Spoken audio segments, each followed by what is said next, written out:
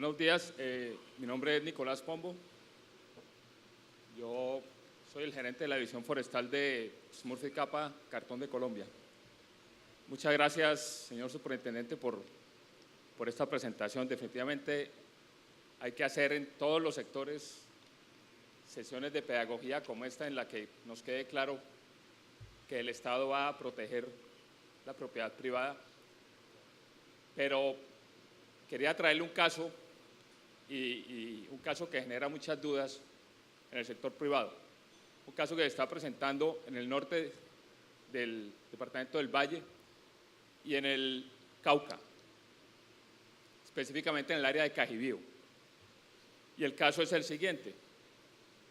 Van los funcionarios, algunos funcionarios de Bogotá, y le dicen a los campesinos: señores campesinos, el Estado tiene tierra y les va a comprar, tiene plata y les va a comprar tierra, siempre y cuando la tierra haya sido ofertada. Allá hay campesinos, hay afros y hay indígenas. Y hay tierra productiva y tierra improductiva. Los campesinos están diciendo: nosotros queremos esta tierra. Sí, pero es que esa es la tierra productiva y que no ha sido ofertada.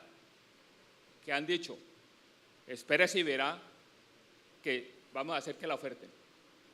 En este momento hay 5 fincas en Cajibío invadidas por campesinos.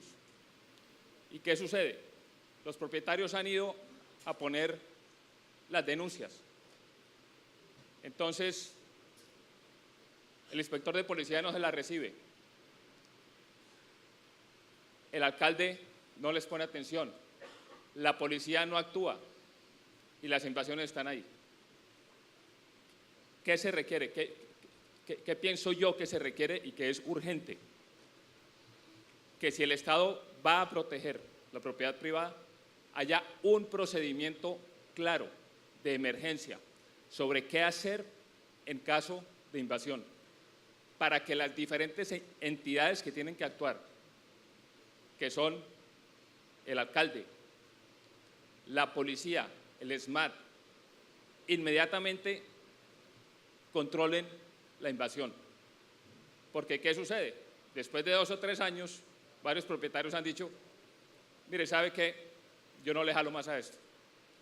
El INCODER ha dicho, le ha dicho a los campesinos: nosotros no vamos a negociar tierras que estén invadidas. Sin embargo, ya ha habido casos que se han negociado. Si el Estado no acompaña al sector privado en esta defensa de las tierras, de la propiedad privada productiva, va a haber inseguridad jurídica y nadie se le va a medir a traer inversión.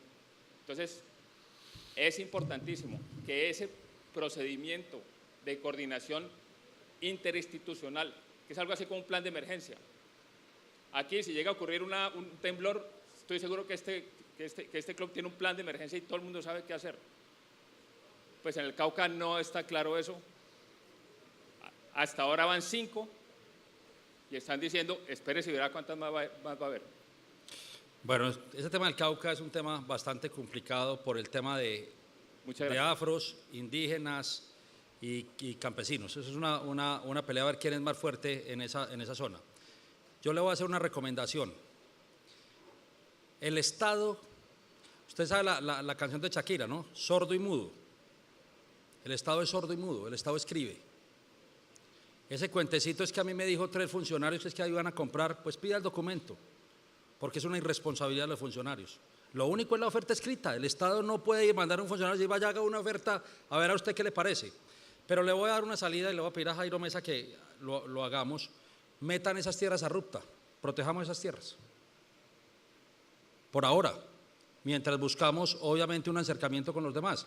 Esa es la ventaja del RUPTA. El RUPTA lo que saca es del comercio inmediatamente la tierra, hasta que las circunstancias cambien. Si las tierras están invadidas, es mejor meterlas a RUPTA de una vez. Esa es una denuncia que simplemente lo hacen ante el personero y nos la envían a nosotros, y nosotros lo que hacemos es bloquear en el registro esa situación. Yo no me quiero meter en las actuaciones del INCODER y del Ministerio de Agricultura, pero por lo menos desde el punto de vista de la superintendencia les recomiendo que hagamos eso para que bloqueemos esas tierras, por lo menos para generar una seguridad de carácter jurídico. Puede que haya una invención material, eso es un tema que es temporal o no temporal y que se solucionará de otra forma distinta, pero si quiere ahora me deja sus datos, que con mucho gusto hacemos esa función la próxima semana. Listo. ¿Alguna otra? No, pues me salvé. O me fue muy mal o me fue muy bien a las dos, no sé cuál de las dos. No, mentiras. Muchas gracias, de verdad les sugiero que alimentemos este proyecto que tiene que ser una realidad para el país, y les sugiero de verdad que pensemos muy bien, no en la ley 160, porque no, eso no es de números o no números, es que de verdad pensemos en una legislación de la propiedad rural en Colombia, a ver cómo hacemos de verdad para que todo el territorio colombiano sea productivo, un beneficio para los campesinos, para los medianos productores y por los grandes productores. Aquí tenemos que caber todos. Tenemos una extensión de 114 millones de hectáreas. Si no cabemos en 114 millones de hectáreas, ya no vamos a caber en ninguna parte. Y tenemos que caber para producir y para hacer las cosas bien en beneficio de las nuevas generaciones y aprovechar un proceso de paz que seguramente va a llegar muy rápidamente y que permitirá que este país pueda fluir, que es lo que necesitamos todos los colombianos. Muchas gracias.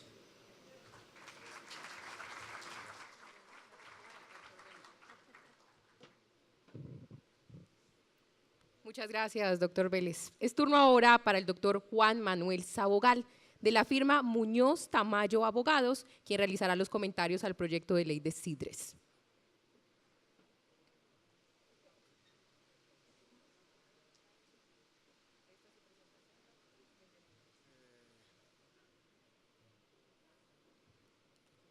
¿Puedo cerrar esto?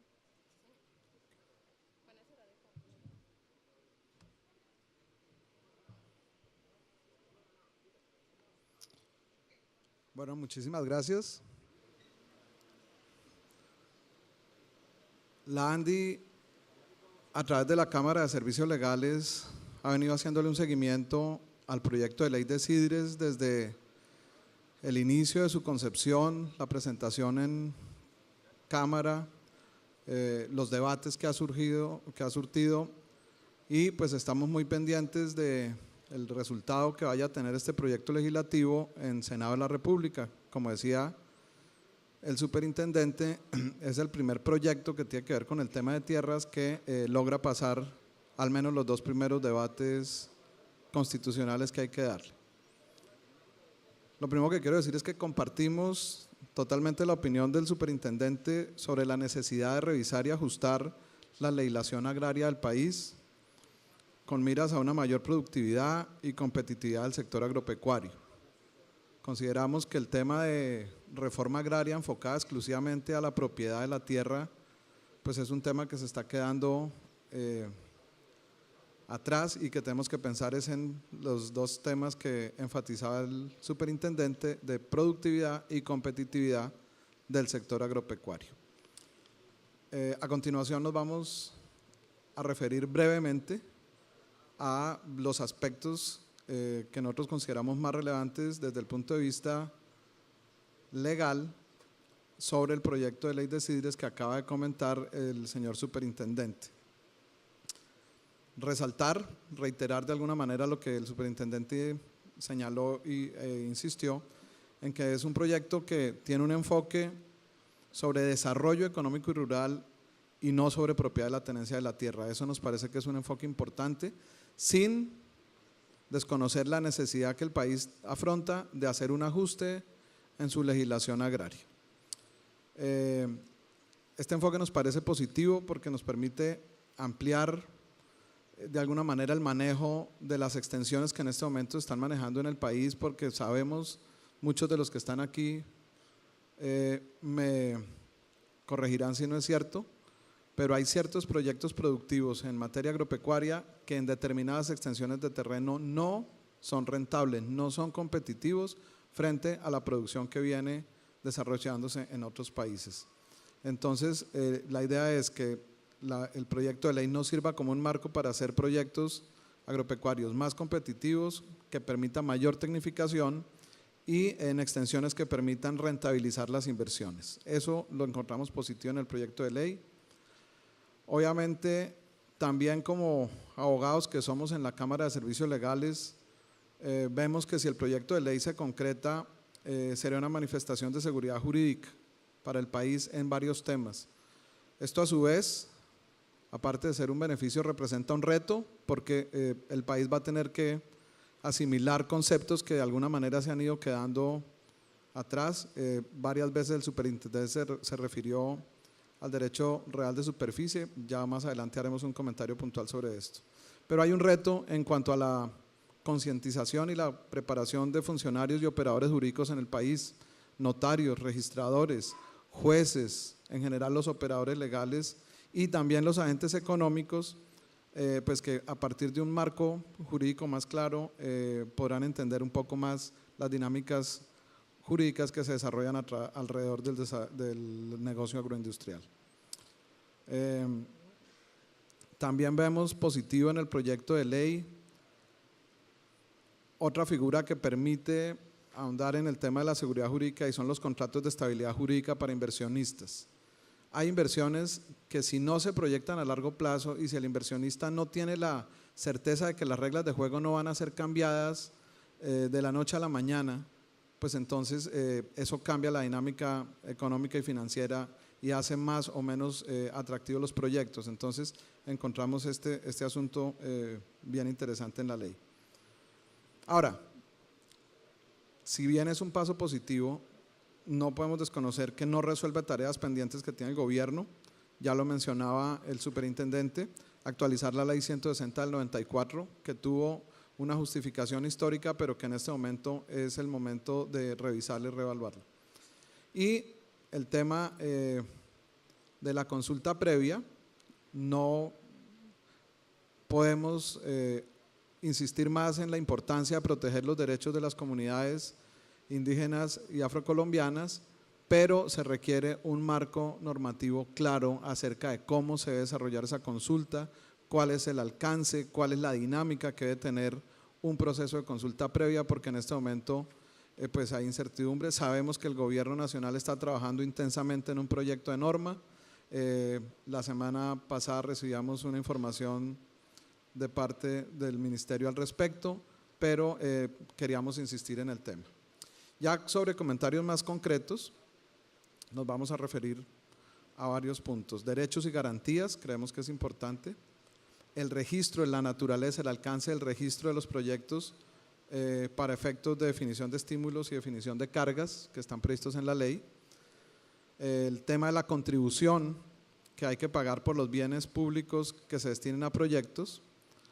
La reglamentación y complejidad de la estructuración e implementación de los proyectos y pues la definición de las restricciones ambientales de los proyectos. Entonces, a continuación desarrollo brevemente estos temas.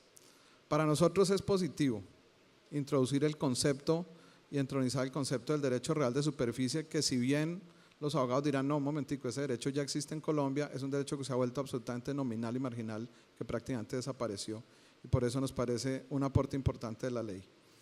Ahora, es importante tener en cuenta que la reglamentación de la ley debe regular de manera precisa el registro y el manejo de ese derecho para garantizar un ejercicio efectivo. Y insistimos en que no basta con que la ley adopte la figura y que un decreto la reglamente, sino que además tenemos que pasar por un proceso en el cual los operadores jurídicos del país, los notarios, los registradores, los jueces y la misma superintendencia financiera entiendan la figura y la apropien para que pueda ofrecer todos los beneficios que nosotros vemos en ella.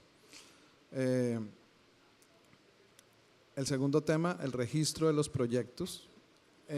Al analizar los artículos del proyecto de ley, sobre todo los artículos iniciales, vemos que no hay absoluta claridad sobre cuáles son las limitaciones o cargas que se le impondrían a la propiedad que podrían llegar a afectar inmuebles de propiedad privada que queden ubicados dentro de una SIDRE. Una SIDRE no es una afectación, la ley no la concibe como una afectación, es más bien un tratamiento económico a una zona dentro de la cual se podrán hacer actividades. Sin embargo, creemos que en el proyecto de ley lo que podamos abundar en claridad en cuanto al alcance, pues sería beneficioso para todos. Entonces, no se trata, como les decía, de que la ley vaya a imponer a los particulares una obligación de tenerse que acoger a un proyecto productivo dentro de unas sidres, no es que los vayamos a forzar a hacer asociatividad a través del proyecto de ley, pero creemos que es importante que esa claridad se deje en el proyecto. En cuanto a la retribución por uso de bienes del Estado, el superintendente mencionaba la creación de un fondo a través del cual se canalicen y se manejen los dineros que van a obtenerse por la utilización de los bienes del Estado que se apliquen a un proyecto dentro de unas sidres.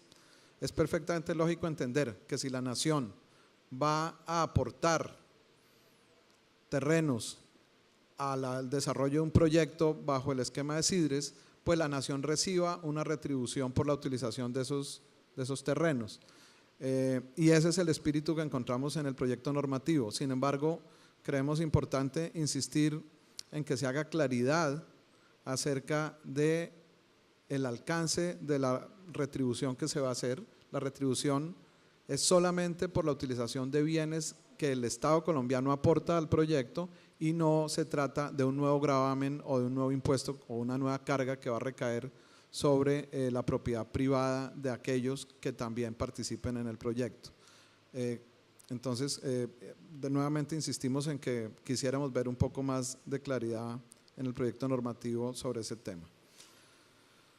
Sobre la reglamentación, el gobierno va a tener un gran reto enfrente en el momento en que el proyecto de ley se convierta en ley de la República, porque vamos a necesitar la coordinación y la concreción de tareas de una multiplicidad de agentes que van a intervenir en ella en un término muy breve, porque nada sacamos con expedir una ley de la República si no implementamos los mecanismos para que esa ley de la República empiece a producir los efectos que se buscan. Entonces, haciendo una lista muy rápida, mentalmente encontramos entidades que van a tener que participar y que van a tener que tener un marco regulatorio claro para participar en ellas. El Departamento Nacional de Planeación, porque va a haber que montar los COMPES para estos proyectos.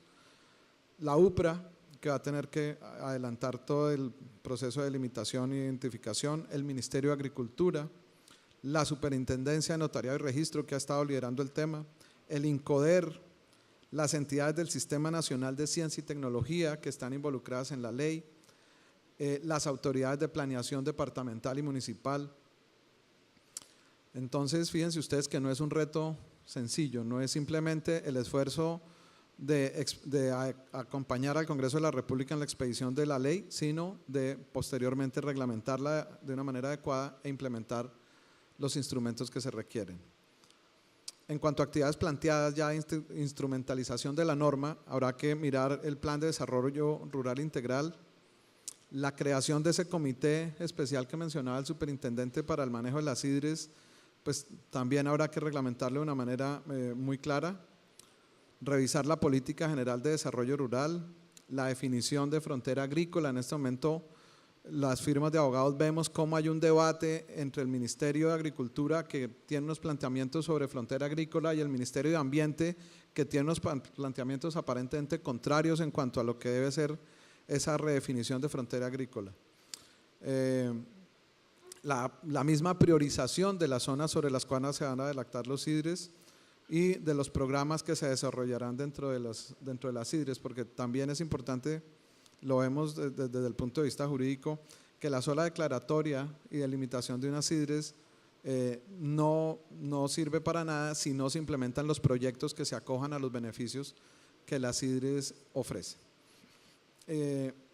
El último punto que queremos nosotros resaltar en cuanto a la definición de las restricciones ambientales de las sidres es: no queremos desconocer la importancia de la protección ambiental, de la protección de las áreas que requieren cierto manejo y ciertas restricciones en cuanto a los usos que se le van a dar, pero nos preocupa que en el proyecto de ley se incorpora un concepto supremamente abierto, supremamente amplio en la legislación ambiental colombiana, que es el de área de manejo especial. Si ustedes miran, el área de manejo especial en materia ambiental puede ser prácticamente cualquier cosa, empezando por un concepto que cuando uno le pregunta a un técnico le da una respuesta y cuando le pregunta a otro le da otra, que es una zona de recarga de acuíferos. Estamos en la meseta de Ibagué, toda la meseta de Ibagué sería una zona de recarga de acuíferos, pero ¿qué más recarga de acuíferos que la altillanura misma? Entonces, si entendiéramos que la zona de manejo especial me cubre conceptos tan amplios como ese, pues llegaríamos a la conclusión, o podríamos llegar a la conclusión, de que todas estas zonas podrían ser excluibles de la aplicación de las CIDRES. Por eso nuestra sugerencia respetuosa, que a través de la mesa directiva de la ANDI se la haremos llegar a la Superintendencia del Gobierno Nacional, es que se defina mejor el concepto de las áreas ambientalmente protegidas en las cuales se considera que no son aplicables los proyectos CIDRES a áreas más conocidas y mejor reguladas en el país, como las áreas del sistema de áreas protegidas, que incluyen los parques nacionales, los parques regionales, las reservas forestales, tal vez haciendo exclusión expresa de los distritos de manejo integrado, que son unas áreas de protección ambiental que, no obstante ser de protección ambiental, permiten el desarrollo de actividades agropecuarias. Muchísimas gracias, hasta acá mi presentación. Muy amable.